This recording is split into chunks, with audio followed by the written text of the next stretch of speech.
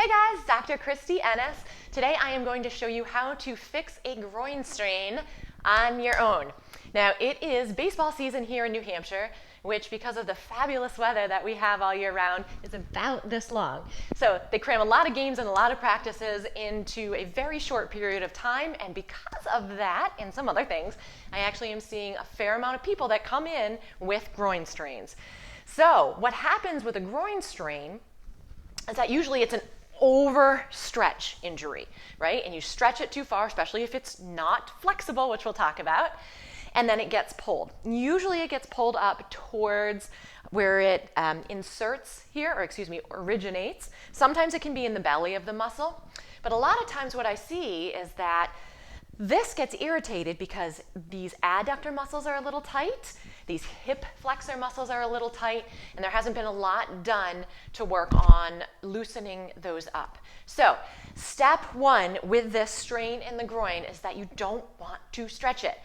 Everybody thinks, but it feels really tight, I just want to stretch it. You just injured it by overstretching it, so adding stretching onto that is not going to be helpful. Eventually, when things heal a little bit and are not so uncomfortable, then stretching will be appropriate, but not yet.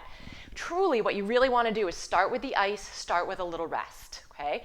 Then you can start doing some very gentle, what we call cross-friction massage. So to actually help save your hand, I'm going to use the derma edge because your fingers get really tired.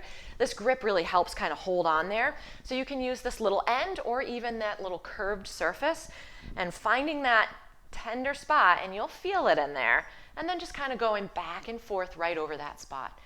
Honestly, until you go, hey, that's a little bit loose there, you're getting in there a little bit more. Usually takes a few minutes though before you feel that.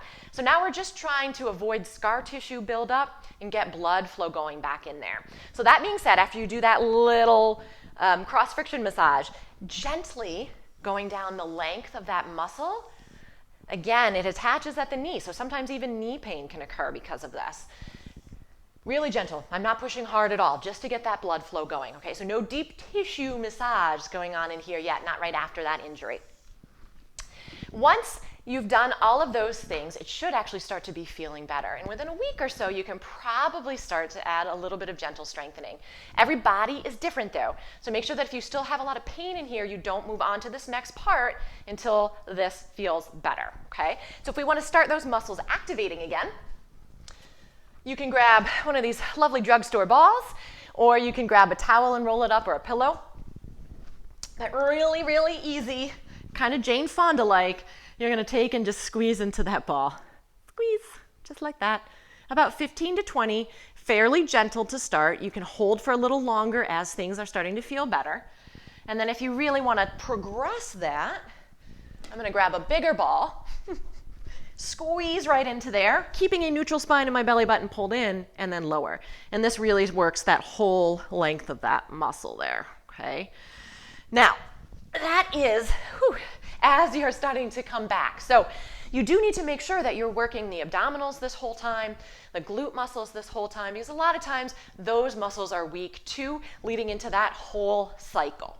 Now, when things are finally feeling better and they maybe just feel a little tight and not sore, then you're going to go into the stretch. And this is one of my favorite stretches for the groin. So get a pillow if you need to kneel on, protect that knee. And this is the injured side, so this leg's going to go out. And you're actually going to do 3 positions. One with the toe up, one with the toe in, and then one with the toe out. And if one feels a lot better than the other, that's where you're going to hold. So you'll just start in this position. If that doesn't feel like much of anything, then you can go ahead and kind of slide that hand down, but gentle. It shouldn't feel like this push through that pain kind of thing. That's bad, okay? Just a gentle, nice little pull. A few times a day, try to shoot for 30 seconds to a minute if you can. If that's too much, start out with shorter periods of time, okay? And that should get you back into your playing season or just your regular activity. So thanks for tuning in today, and for more information on injury prevention, injury treatment, and nutrition and exercise, check out my website at drkristieennis.com. Thanks.